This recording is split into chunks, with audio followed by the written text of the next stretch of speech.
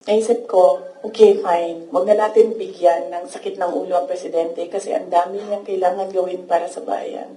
Apparently, wala.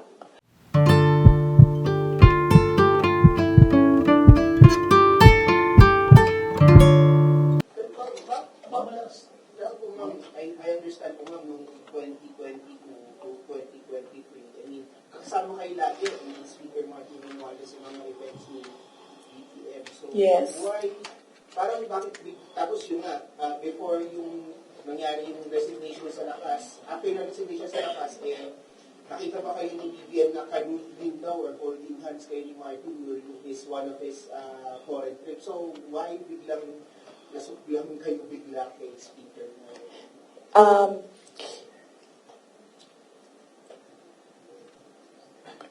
At the time, na-ambush niya ako ni Martin.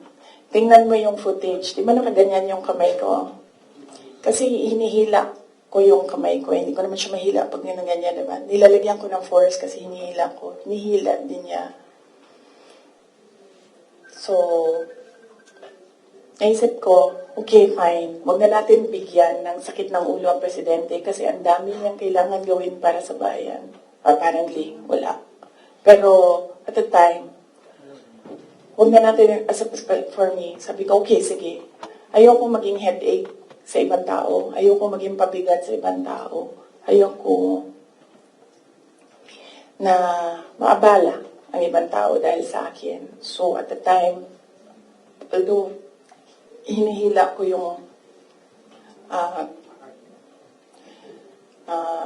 half-hearted din yun na ginaganon niya. So, okay.